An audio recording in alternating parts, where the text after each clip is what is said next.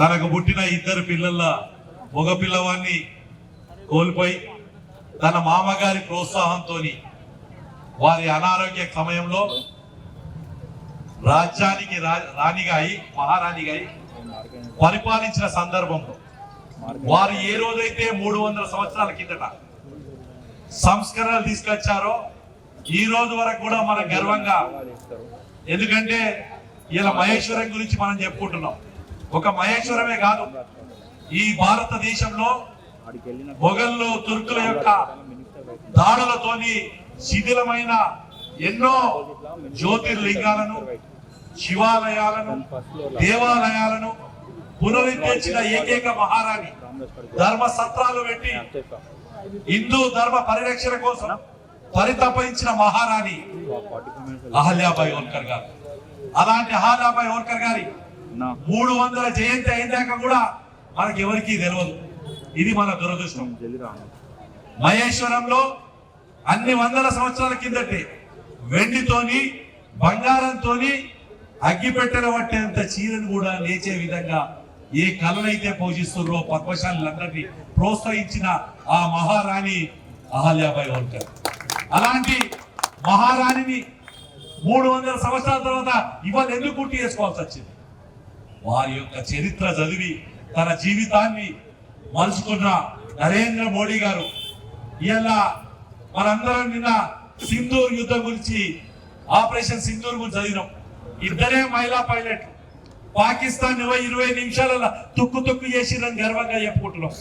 కానీ 300 సంవత్సరాల కిందట 75 మందితో స్టార్ట్ చేసి 75,000 మహిళా సైనికులు చేసి ప్రపంచంలో ఆశ్చర్యపరిచి యుద్ధాల్లో గెలిచిన మహారాణి మన అహల్యాబాయి హోల్కర్. ఎందుకంటే మన చరిత్ర మనకు తెలియనియలే. మన చరిత్ర అంటే అక్బర్ అండ్రి, అయ్యన్ చంపిన అక్బర్ అండ్రి, బీర్బర్ అండ్రి, లేకపోతే టిప్పు సుల్తాన్ అండ్రి, లేకపోతే నిజాం అండ్రి తప్ప మన దేశాన్ని పరిపాలించి ఎన్నో దశాబ్దాలు శతాబ్దాలు మన చరిత్రను కాపాడుకుంటూ వచ్చి ఇన్ని వందల సంవత్సరాలైనా హిందూ ధర్మం చెక్కు చెదరకుండా ఉంది అంటే దానికి కారణం అలాంటి మహారాణులు మహారాజులు ఎంతో మంది తమ జీవితాన్ని ధారపోస్తేనే ఈ రోజు ఈ పరిస్థితిలో ఉన్నాం. కాబట్టి నేను మరొకసారి చెప్తున్నాను, 300 సంవత్సరాల వారి జయంతి సందర్భంగా ఇవాళ నరేంద్ర మోడీ గారు వారి జన్మస్థలంలో ఉన్నారు. వారు రాజ్యం చేసిన ఇండోర్ నగరంలో ఈ రోజు కార్యక్రమం చేస్తున్నారు వారు. అలాగే ఇవాళ మన ధర్మాల్ సూర్యనారాయణ గారు గోలమ్మ నుంచి మార్కండేయ మంది దగ్గర శోభయాత్ర నిర్వహించడం జరిగింది. కారణం ఏంటి? ఈయన దేశవ్యాప్తంగా కూడా ఆ మహారాణిని స్ఫూర్తించుకుంటూ వారు చేసిన సంస్కరణ గుర్తు చేసుకుంటూ వారు ఎన్నో రకాలు ఇవాళ మనం మాట్లాడుతున్నాం. అయోధ్యని ఇవాళ కట్టుకున్నాం మనం, కానీ 300 సంవత్సరాల కిందట అదే అయోధ్య గురించి ఆమె పోరాడిన తీరు మనందరం గుర్తుంచుకోవాల్సిన అవసరం ఉంది. కాబట్టి నేను మరొకసారి వారికి సంబంధించిన నేను జిల్లా పార్టీ కూడా చెప్తున్నాను, వారికి సంబంధించిన పుస్తకాలు ఉన్నాయి, లైబ్రరీలో పెట్టండి. వారికి సంబంధించిన పుస్తకాలు ఉన్నాయి, కుల సంఘాలను ఇవ్వండి. వారికి సంబంధించిన పుస్తకాలు ఉన్నాయి, దేవాలయాల్లో పెట్టండి.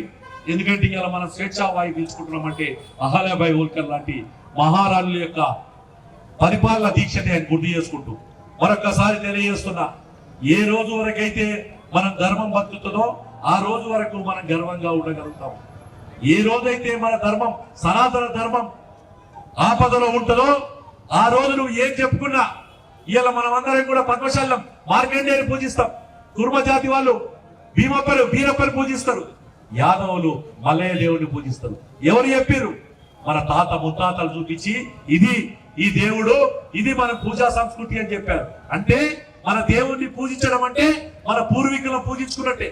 నీ జన్మ కారణమైన నీ తండ్రికి జన్మ కారణమైన నీ తాతకి జన్మ కారణమైన నీ ముత్తాత, వాళ్ళ ముత్తాతలు ఎవరైతే పూజించారో ఆ యొక్క దేవతలను, ఆ యొక్క దేవుళ్లను మనం పూజించుకుంటున్నాం అంటే మన వంశాన్ని కాపాడుకుంటున్నట్టే, మనం పరిరక్షించుకుంటున్నట్టే. ఇలా గర్వంగా కూడా చెప్తున్నాం. మన దత్తాత్రేయ గారు నిన్ననే అధ్యక్షులు గారు పెంట అని చెప్పి తన ఇంటి పేరు పెట్టుకున్నారు.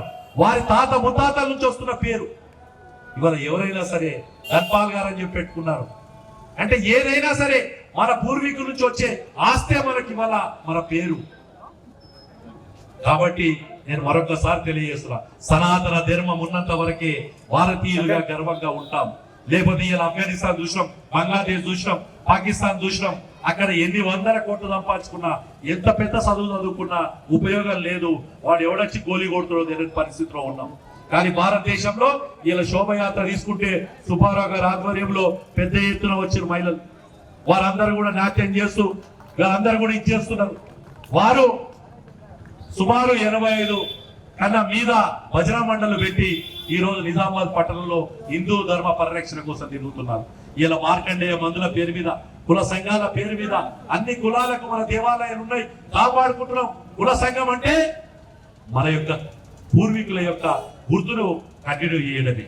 కాబట్టి ఇవాళ గర్వంగా కూడా చెప్పుకుంటూ నేను మీ అందరికీ కూడా ఆమె యొక్క 300వ జయంతి ఇక్కడితో మర్చిపోకుండా వారిని స్ఫూర్తి తీసుకొని నరేంద్ర మోడీ గారు ఏదైతే పరిపాలన అందిస్తున్నాడో అలాగే మనం కూడా వారి సంస్కరణలు, టెంపుల్ కాపాడుకోవడం, అన్నదానాలు చేయడం, ధర్మ పరిరక్షణ చేయడం, వారు ఏదైతే చేశారో అవన్నీ తీసుకొని ముందుకెళ్దామని తెలియజేసుకుంటూ, ఆ కాలంలోనే ఎన్నో పరిశ్రమలు ఏర్పాటు చేసింది. ఆమె చాలా పకడ్బందీగా ఏర్పాటు చేసినందువల్ల ఇప్పటికీ కూడా మహేశ్వరం వస్త్ర పరిశ్రమ ఇంకా ఉంది, ఎంతో మందికి ఉపాధి కల్పిస్తుంది. మరియు ఈ మన భారతదేశ సంస్కృతి మరియు హిందూ ధర్మ పునరుద్ధరించడానికి ఆమె ఎంతో కృషి చేసినందువల్ల మన భారత ప్రభుత్వం ఆమెకి స్త్రీ శక్తి